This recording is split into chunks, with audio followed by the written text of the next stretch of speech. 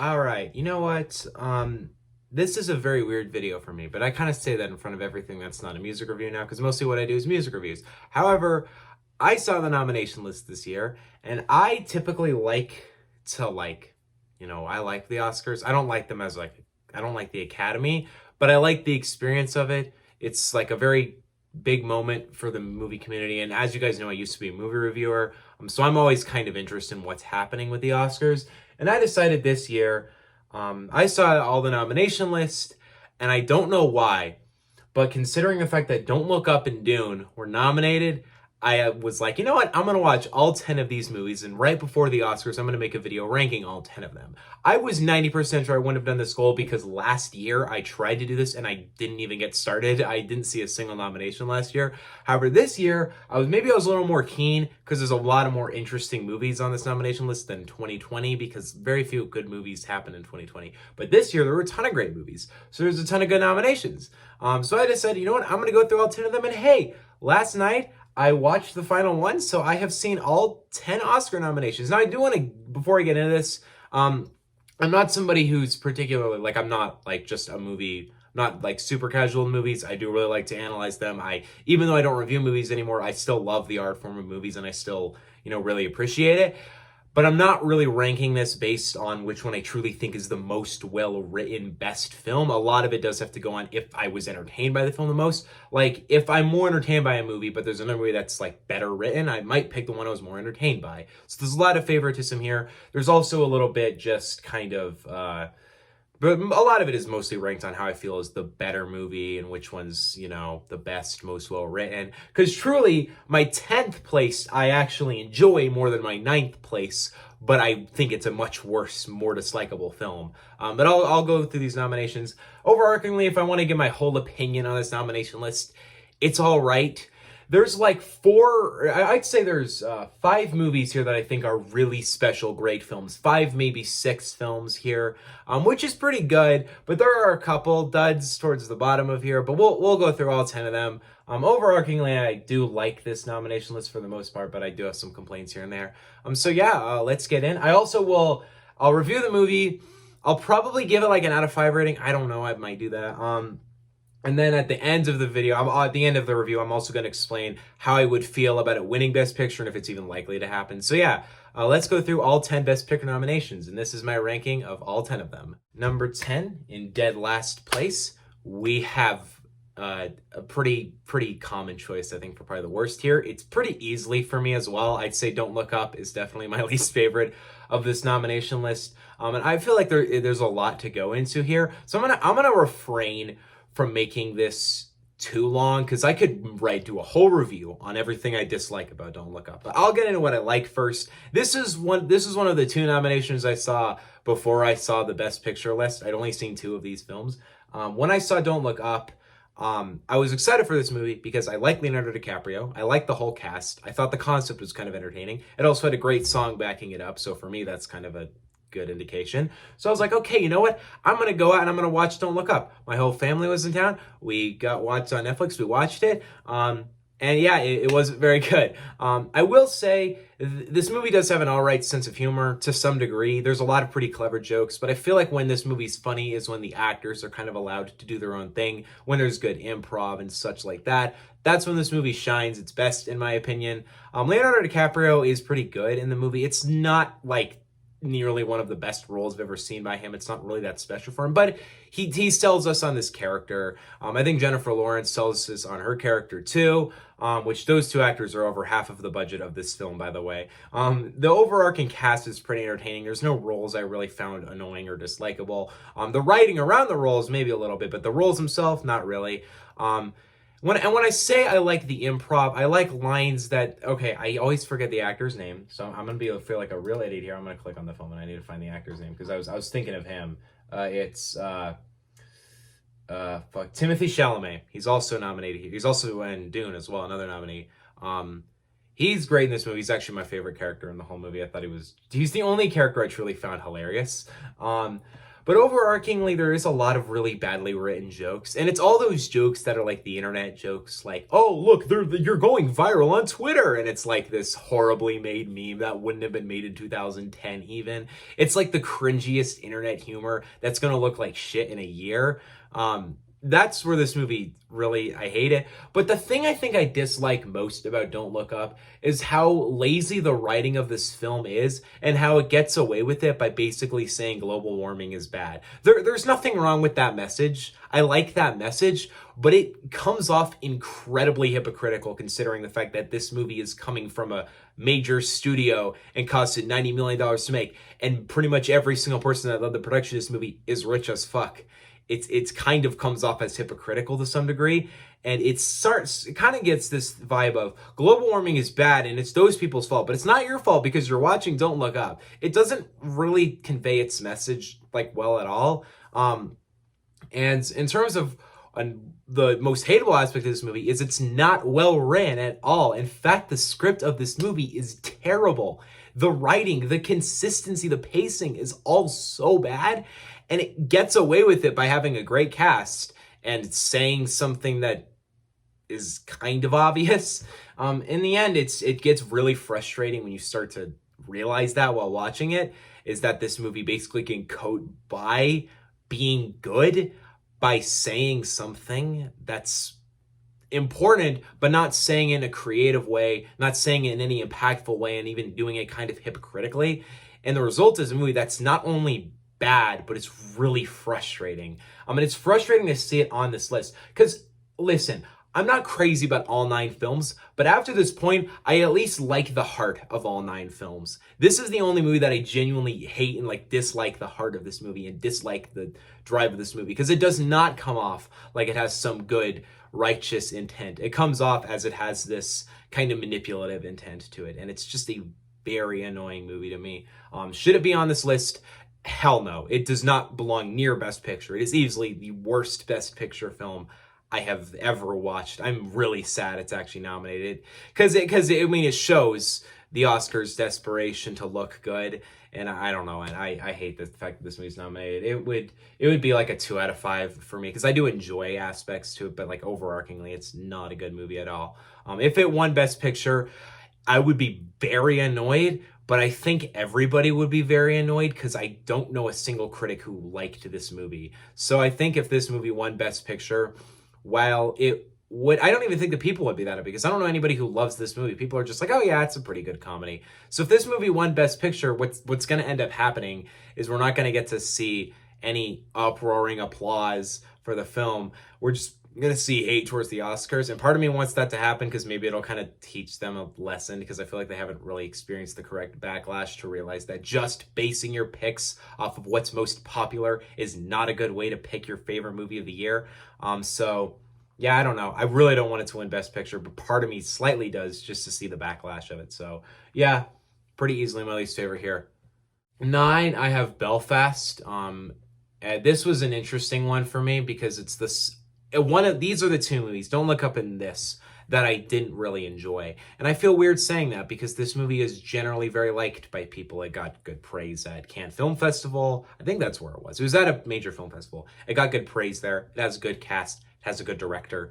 Everything about this movie is going for it and rooting for it. It has a very interesting topic about the town of Belfast during the 1970s or late 60s in Ireland, Protestants versus Catholics.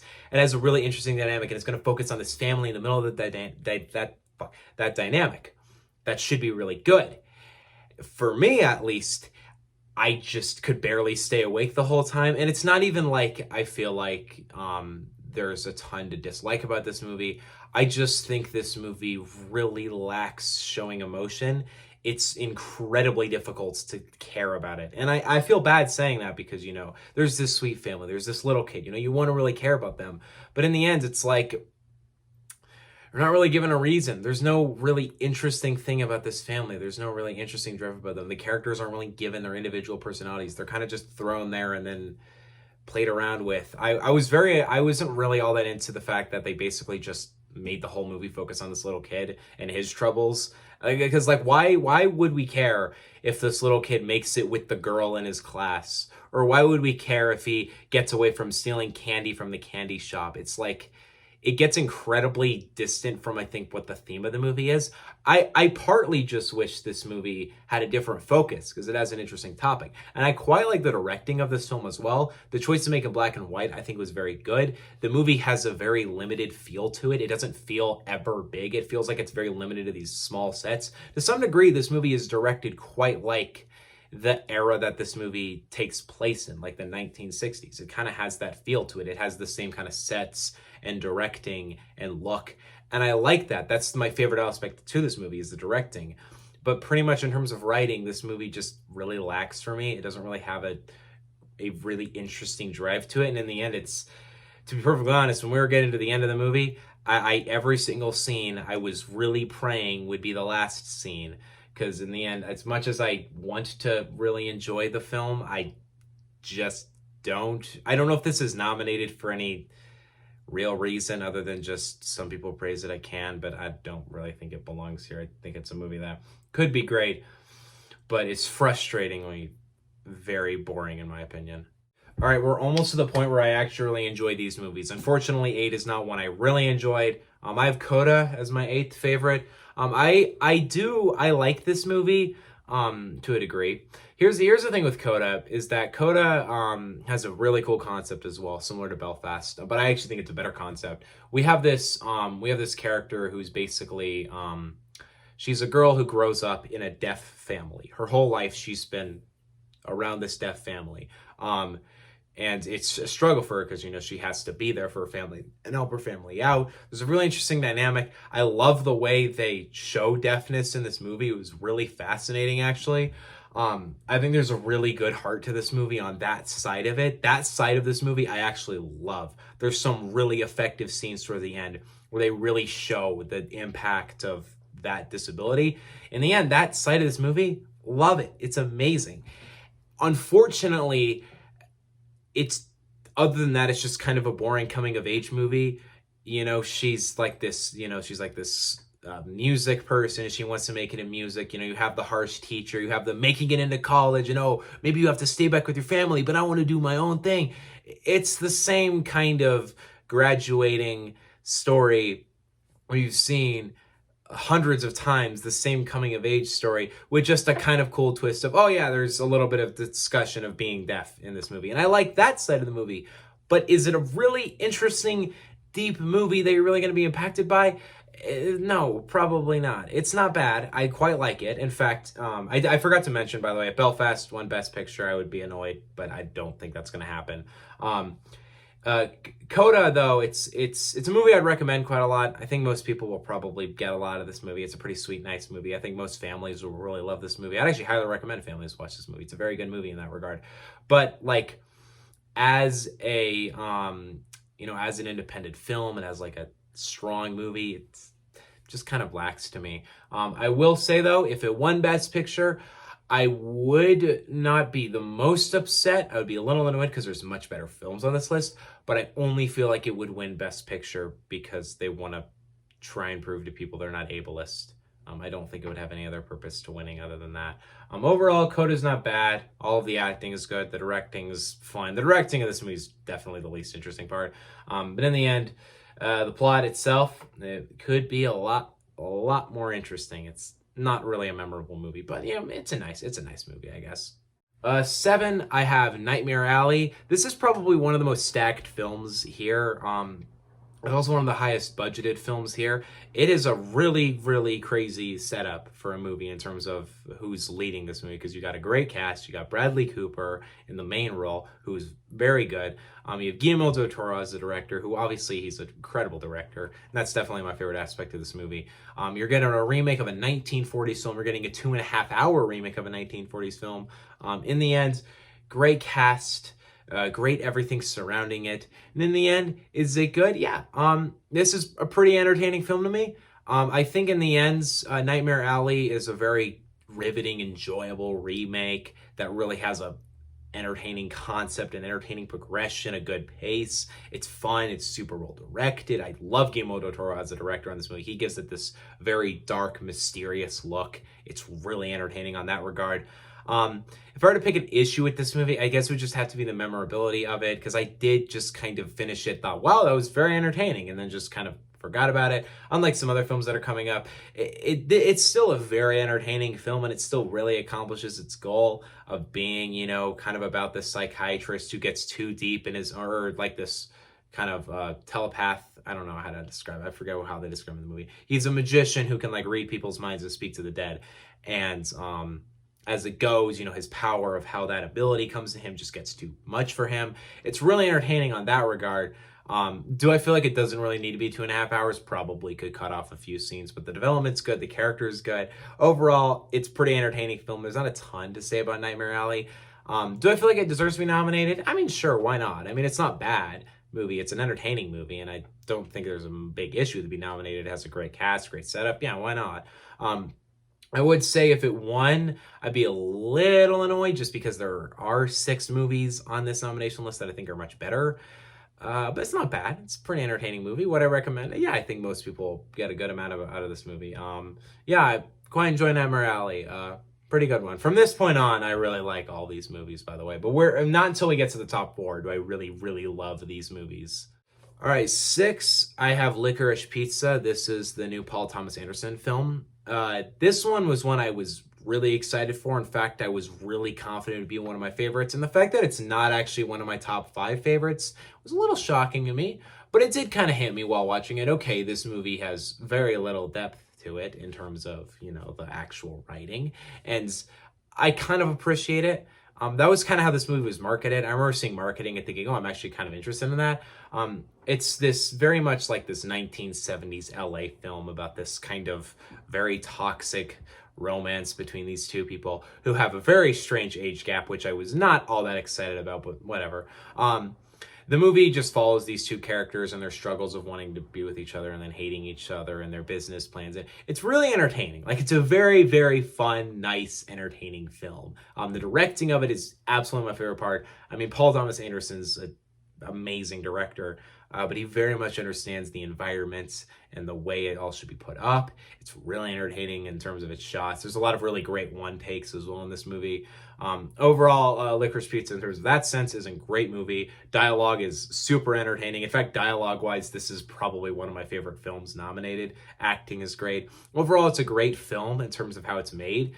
The story itself is very entertaining and fun and lighthearted. To some degree, though, it's just not the most, like, it's comparatively to my top 5. My top 5 all have this really sense of impact and depth, and this one kind of doesn't. So I feel like I watched it, I had a very good time, and then just kind of tuned it out and just kind of forgot about it. But I like it as it's there, so I don't know. I do quite like this film. I could probably watch it again. I like it enough. It's not incredible. It's not the most riveting film I've ever seen. But hey, I would recommend it to pretty much anybody. It's a pretty entertaining film. If it won, I honestly wouldn't be all that upset. I mean, it has great directing, cast, writing. I wouldn't be all that upset if it won, and it wouldn't be the best pick. There was 5 better in my opinion. But hey, we'll see what happens. Yeah, Licorice Pizza, pretty great film. Number 5, I have what I feel like in terms of how I've processed all of these films, in terms of a writing sense, is probably the best. I have Power of the Dog at 5. I feel like that's going to piss some people off because I feel like that's a little low. But I have to mention that I think in terms of how this movie's depth hits in the writing, it's probably the best nomination because this movie is fucking deep. And I love it, honestly. I really like this movie. I think Benedict Cumberbatch possibly gives my favorite performance of the whole year in this. He's nominated for Best Actor. I really do want him to win. I think Will Smith might be a little better. I'll get to that later. But honestly, this movie is basically about, it's basically about this ranch in the 1920s. And I don't really know if I want to give too much away about the plot because it's kind of one of those movies that I think is more entertaining when you go in knowing nothing. So basically say Benedict Cumberbatch is just a terrible person and he's miserable to everybody's life. And I love the way that's conveyed, directing-wise, dialogue-wise. It's just very well set up. Kristen Dunst, is in this movie. She is great. She's incredible. The whole cast of this movie just kills it. They all knock it out of the park. The directing feels very dry. It feels very much like the environment, this kind of Wyoming environment the movie sets up. It has this really good nature to it and sense to it. And it's a movie that is the type of film that you watch and then it really just kind of sits with you for a minute. You kind of think about it for a while. And as much as I don't find this movie that entertaining, and I probably wouldn't watch it a ton more times, I very much just love and respect the amount of depth the writers put in to making it this way. There's just a lot of very good symbolism in the directing and the way it's all put together. Great score as well. It's also one of two movies in 2022 or 2021 where Benedict Cumberbatch develops a relationship with a teen boy named Peter, who has a lost dad, who at some point in the film is told by Benedict Cumberbatch to not refer to him as sir. It's one of the two movies in 2021 that had that. Overall, Power of the Dog is a really great movie. I feel like if this won Best Picture, I'd be pretty pleased with that. I think it'd be a good pick because I feel like it's not the obvious pick, and I quite like it. It's a great film beyond that. Would I recommend it? I don't think to everybody because it's extremely quiet and subtle. It's not a super explicit, very direct movie, but if you're really able to appreciate the subtlety and the nature to it, you're going to really get a lot out of this movie. So I'd highly recommend it to most people. Despite the fact that 4 is kind of a cliche biopic, King Richard really, really hit well for me. In fact, these top 4 are the movies I all have at a 4.5 out of 5 on Letterboxd. King Richard, if you don't know, is the story of the dad who parents, obviously, and taught Serena and Venus Williams, the two legendary tennis players. Essentially, the movie follows his journey in getting these two to be the successful, amazing women they are today. And honestly, I was just very into the movie the entire time, and I was really, really loved the whole thing. I think this movie is pretty much made by Will Smith, which is why I think he's probably my favorite performance of the year here. I do love Benedict Cumberbatch. I think he is incredible in Power of the Dog. But Will Smith fully absorbs this role. He's fully into this role. It's the type of role that I forgot I was watching Will Smith at some point, which is really impressive. And that's really good for Will Smith because in a movie, from an actor that I know as well as I know Will Smith, the fact that I'm watching the film and I completely forget that I'm watching Will Smith is great for him. That shows that he really absorbed himself as an actor in this movie. And I love the story, the environment. I love the way it's told. I love the way King Richard as a character is like this kind of flawed but very loving dad. This movie does not dodge those flaws at all. It very much accepts them and realizes them. I love the fact that this movie doesn't focus on Serena and Venus. I actually liked that. I like the fact that it's about Richard Williams. I really liked that setup. It basically takes the cliche formula of a biopic and flips it on its head and turns it into this really riveting, entertaining, and lovable story about, trying hard, family. It's not the deepest movie you've ever seen, but I think most people will get a lot from this movie, and I think we'll find it very entertaining. It's another movie that I think families could watch, like just generally anybody I think could get a lot out of King Richard. It's not inherently the most incredible film I've ever seen. It's not mind-blowing. It's not perfect, but it's incredibly entertaining, incredibly lovable. If this won Best Picture, I would be so happy. I don't think it will, but it would be cool. It would be very cool if it did. So yeah, overall, love King Richard. Incredible film overall. 3, I have Drive My Car. This was the only foreign film on this list. It was the Japanese foreign film. It was 3 goddamn hours long. I watched it last night. That was the last movie I watched. Drive My Car, I don't really know if I want to explain the premise because I think it's kind of an interesting movie to let you watch it. I will say, in terms of the nominations, this is the hardest movie to watch by a very good amount to me because it is not only 3 hours, but subtitled unless you're a dweeb and you want to watch it dubbed, which I can't. I don't watch movies dubbed. I kind of refuse to. I always read subtitles. And I usually have a good luck with that with a movie like Parasite. That was a movie that basically said to me, okay, I can watch subtitled films because I really did not miss a thing about that movie. Driving My Car, though, man, it is a little hard to pay attention to the subtitles for 3 hours. But for the most part, if you do, you will get a really riveting, deep, lovable story about a man and about his kind of coping with loss. There's a lot of scenes in this movie where it's basically, it dives into this idea of how you reflect on somebody, after they've died. I don't want to dive too into how that's played in the movie, but it's a very deep concept. There's so much deep symbolism in the shots and the writing and the dialogue. The whole concept of the car was really cool to me. It's that the title of this movie is very fitting. It very much dives into, I don't really want to get into why, but I love the symbolism of the car. I think it's used very effectively in this movie. The movie shows a lot about passage of time, knowing somebody. It's kind of hard to dive into how deep this movie is without really tearing apart how deep it gets. Overall, though, I think in terms of writing, this is probably the best nomination, in my opinion. I think this movie dives in a lot of areas and is a very ambitious, large film. The reason why it's not my favorite, and I haven't put it at 1, is very simply because I will have no desire to watch this again, because I just do not need to sit through the 3 hours again. I might watch it again for the pure sense of I want to understand it better, but as it sits right now, I feel like I got a pretty good first time, and I really love it as a film. It's an incredible nomination. If this won Best Picture, I'd be very happy. I think it would be a very satisfying win for me. It's a very deep, well-acted, amazing film, so hey, why not go all out with that? Great movie. Absolutely love Drive My Car. And I know the last 2 nominations are the 2 blockbusters here, but I don't care. These are my 2 favorites. My second favorite is Steven Spielberg's West Side Story. I was ready to give this my favorite list because I would probably put both of these movies at a very high 4.5 stars. You know what number 1 is now, but West Side Story is, I mean, you probably know this. It's the very classic 1950s musical. That's the story of Romeo and Juliet in 50s America, between 2 gangs of people or between 2 cultures of people.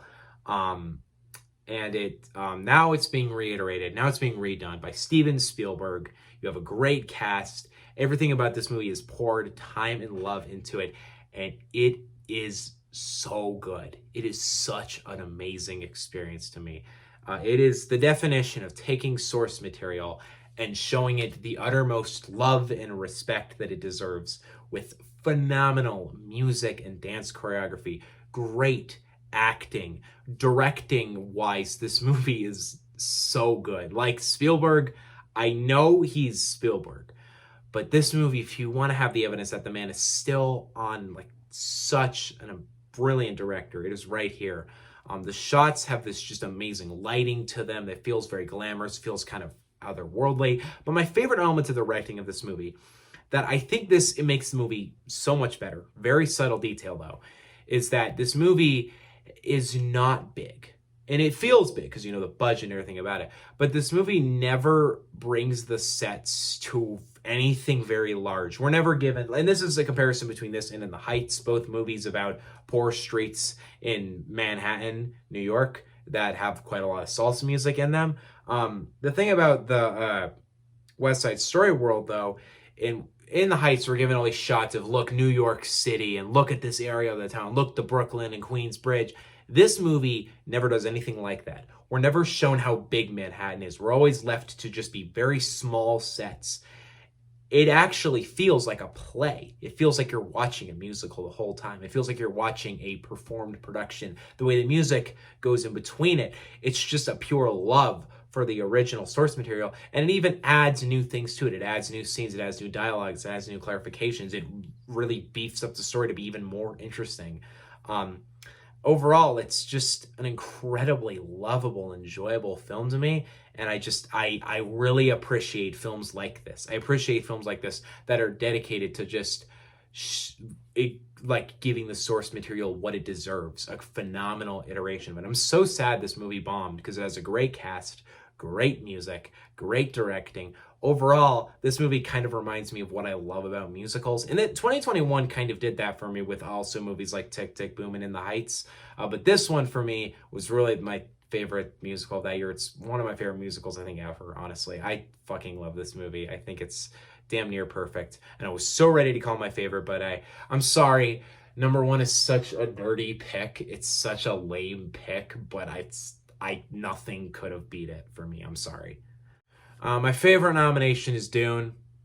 It is. I know that's the blockbuster here. I know that's kind of the nerdy, you can't appreciate like art films. You have to go pick the blockbuster as your favorite.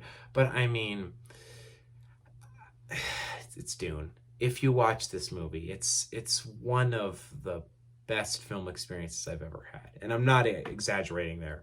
What I love so much about Dune compared to the other nominations here, and I love the other nominations. I think the two that really stick out for me are West Side Story and Dune. But one of the things I love so much and I just appreciate so much about Dune as a film is that this movie, it's like West Side Story. It has a very much a love and appreciation for its source material.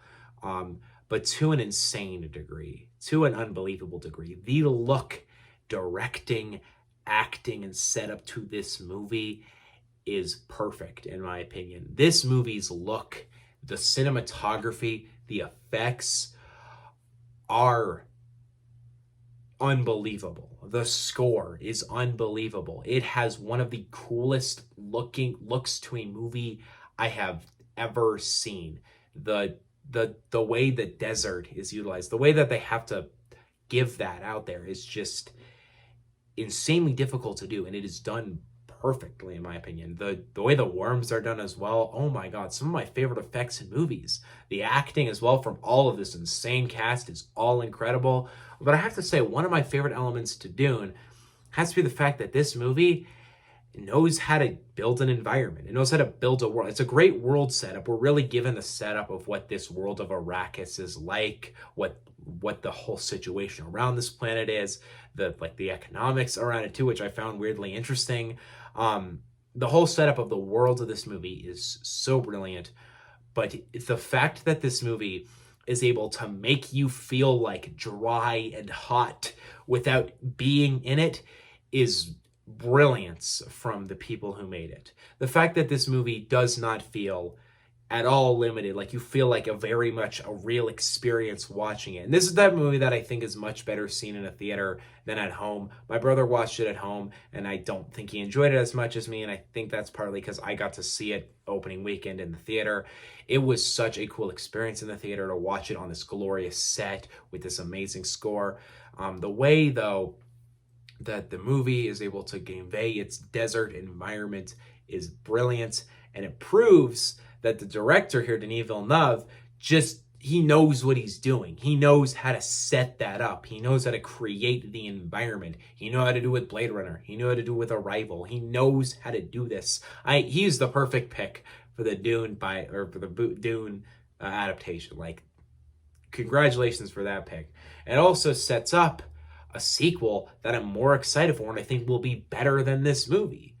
That's so insane. I think Dune is such an incredible film, and I think its sequel is going to be even better than its. Overall, Dune, I'm sorry, it has to be my favorite nomination here. I really hope this movie, I would be really rooting for this movie to win Best Picture. I will say, though, as much as I love Dune, I kind of want West Side Story to win. Mostly because the movie bombed, and the original won Best Picture. I think it'd be a really cool payoff. It'd be a really cool payoff for all the actors. It would reboost the movie's numbers, which I feel like it really deserves. Overall, I think West Side Story would be a great pick. Plus, I think it's about as good as Dune. But for me, if Dune won, I would be really excited and happy. Both of these movies are incredible, amazing films. But for me, I just had to go with Dune. I just had to. It's one of my favorite theater experiences ever. I just love the movie. But what do you guys think on that pick? Let me know in the comment section below. See you guys next time, I guess. I'm trying to think. Do I have anything else to say in this? I have reviews coming this week, and Denzel Curry, Nego, and Machine Gun Kelly. And I don't know if I'll do a video about the Oscar wins. I'll figure out what I want to do with that. I might just make a community post about the win. But who knows? I'll do something. If you follow my Twitter or my TikTok, or if you check my community tab, you'll see something about the winners here. But yeah, what do you guys think on my ranking? Let me know in the comment section below. See you guys next time. Peace out, and bye.